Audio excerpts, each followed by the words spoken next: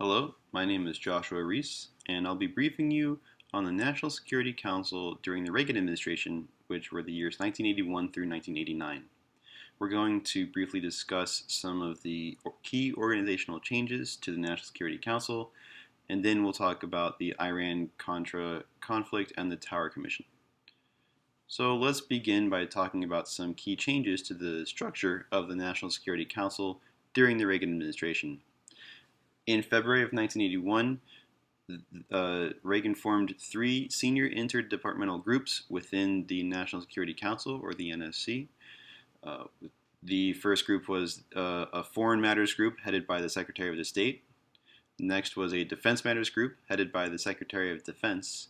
And then finally, there was an Intelligence Matters group, which was headed by the Director of Central Intelligence.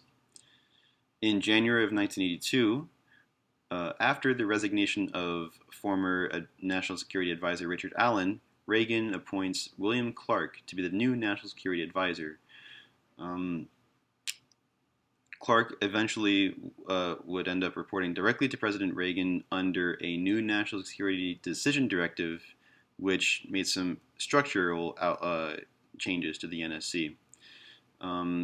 Clark was responsible for developing, coordinating, and monitoring a new national security policy, which was intended to strengthen ultimately the advisorship role.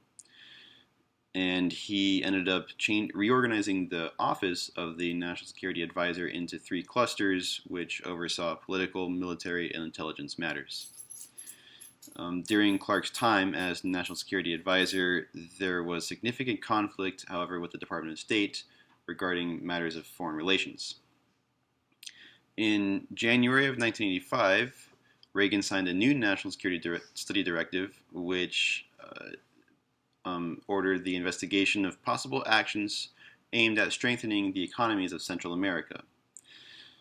This eventually led to over $8 billion of economic aid and had some ties to what would later be known as the Iran-Contra conflict, which we're about to talk about.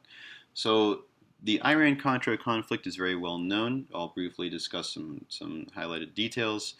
From 1985 to 1986, the National Security Council initiated some policies and took actions which basically befriended Iran with the provision of arms and economic assistance in exchange for armed resistance against the Soviet Union, and also the freeing of hostages, U.S. hostages, being held by Muslim extremist groups within different areas of the Middle East.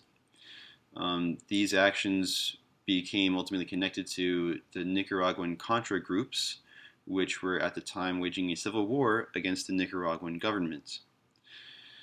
Eventually, the National Security Council was investigated by the Tower Commission in 1987, and it almost caused jail time for some of the members of the National Security Council.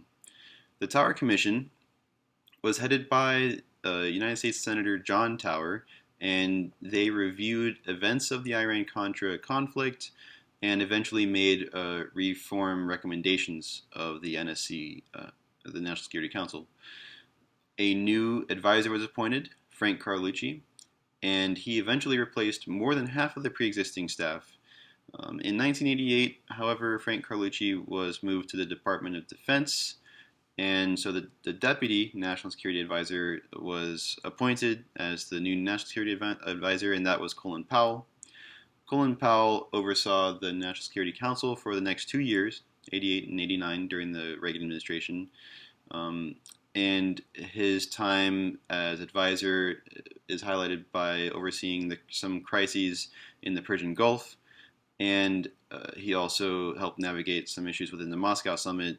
And his time as advisor in the NSC is known as being low-key and efficient, and so his office is known for that. So just to recap, we talked about some key organizational changes to the National Security Council. We talked about the Iran-Contra conflict, and we talked about the Tower Commission. Thank you very much. My name is Joshua Reese, and I appreciate your time.